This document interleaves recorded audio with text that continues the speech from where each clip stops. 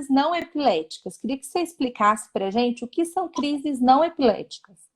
Então, vamos lá. Primeiro, boa noite a todos. Agradeço muito a presença de todo mundo. Agradeço muito o convite da Elaine para estar fazendo parte dessa live com ela hoje. Essa série de lives aí que ela está fazendo e enriquecendo tanto a gente aí, principalmente nessa época que está todo mundo com contato restrito, né? Então, assim, as crises não epiléticas, eu acho importante a gente definir assim, que existem as crises não epiléticas de causa orgânica, então por alguma outra disfunção, então é alguma outra doença gerando um problema que o diagnóstico diferencial entra a epilepsia, como por exemplo síncope, distúrbios de sono, tiques, outros tipos de movimento involuntário, transtornos de movimento. Então, tudo isso são diagnósticos, são crises não epiléticas, são diagnósticos diferenciais, são outros diagnósticos que a gente precisa considerar ali avaliando o paciente, se é epilepsia ou não. As crises não epiléticas de causa psicogênica. Então, as crises psicogênicas, elas não têm uma atividade anormal no cérebro.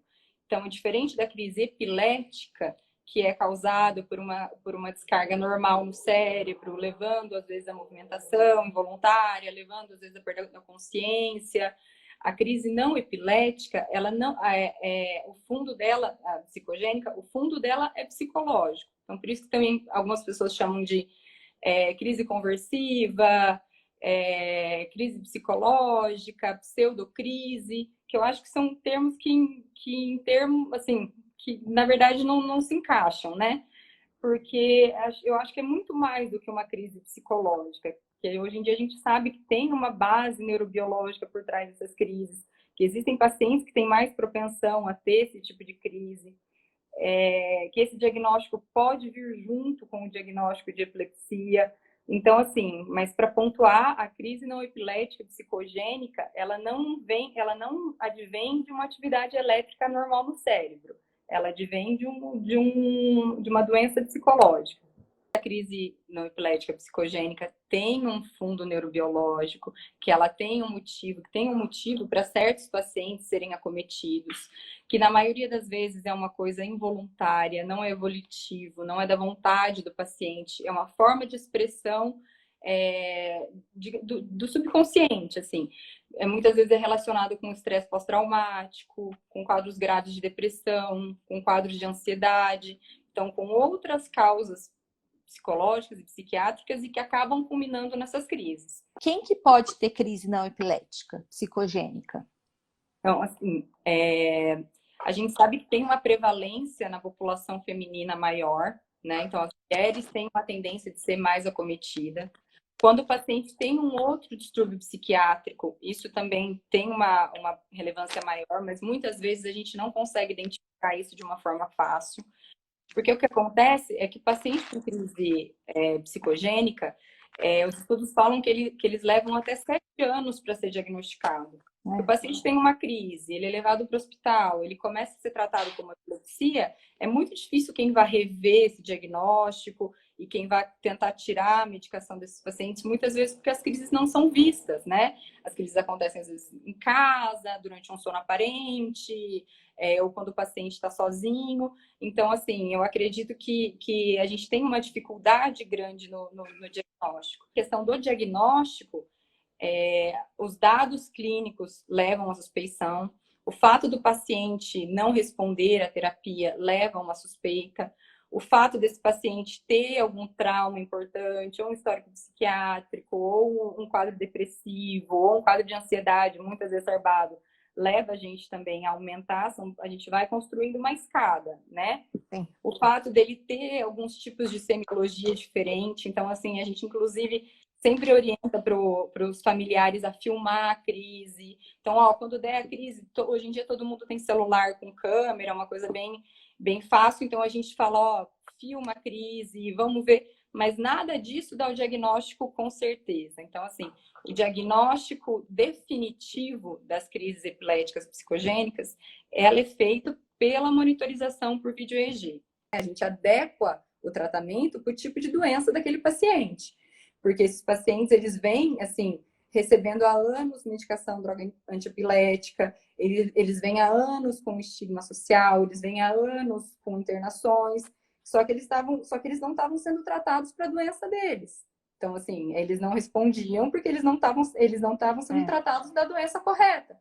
Então, assim, é um sinal de alerta pro médico, né? É um sinal de alerta que a gente tem que considerar, porque o paciente, assim, o paciente ele se apresenta daquela forma, mas quem vai fazer o diagnóstico, quem vai conduzir é o médico. Então, é responsabilidade do médico entendendo esses sinais e construindo isso e fazer os exames para confirmar ou não, porque é o que vai fazer diferença no tratamento. Não adianta a gente tratar A com tratamento de B, né?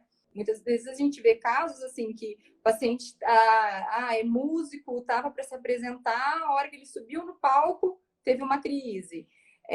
O paciente espera por alguma coisa, um vestibular, uma coisa importante, tem a crise. Então, assim, não é da vontade dele, né? A gente tem que entender que é uma coisa muito mais complexa, né? Que é uma coisa que tem bases enraizadas, que a gente sabe muito pouco, na verdade,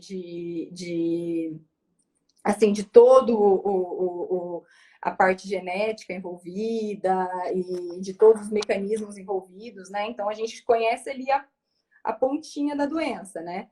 Mas eu acho que é por isso que é muito importante a gente reforçar isso, que o diagnóstico, ele tem que vir com um direcionamento, né? Um direcionamento pro profissional psicólogo, com direcionamento pro profissional psiquiatra, perdão. Se possível, fazer esse link, né? Sim. Se possível, já apresentar, já entender, já mostrar, já, assim, fazer por escrito para o colega ou ligar, porque, assim, eu acho que tudo isso a gente está pensando no paciente, no bem-estar, em atrasar ainda menos o tratamento correto desse paciente, né? Mas eu acho que o recado que precisa ficar, assim, digamos, para a gente fechar, seria no sentido de que, assim, é um paciente que tem uma doença, ele não tem epilepsia. Algumas vezes pode ter concomitante, mas assim, é um paciente que precisa ser orientado e faz parte do médico neurologista ou do médico que acompanha fazer essa orientação, então mostrar o caminho, continuar o acompanhamento, manter essa medicação até que essa medicação possa ser trocada de uma forma segura, fazer um link com esse paciente no sentido de que não é porque a gente descobriu que não é epilético que esse paciente não está doente, que esse paciente não precisa de um acompanhamento. E explicar isso também de uma forma muito clara para a família, porque a gente vê que isso muitas vezes aborrece a família. Então, assim, um pai sai de longe, vem de ônibus, vem de longe, já fez vários exames no filho, gasta muito dinheiro com a medicação. Se você chega lá e fala, não, isso não é crise, isso gera uma frustração, isso gera um problema, né? Então, eu acho que a comunicação tem que ser uma coisa assim, tem que ser uma coisa delicada, tem que ser uma coisa no sentido de compreender que aquilo lá não é feito, digamos, de má fé, ou que não é feito de uma forma por vontade, mas que é uma doença, só que a gente precisa dar o tratamento correto para essa doença. Ficar tratando como epilepsia não vai surgir melhora, né? Então, eu acho que talvez essa seja, assim, o que a gente teria para fechar, né?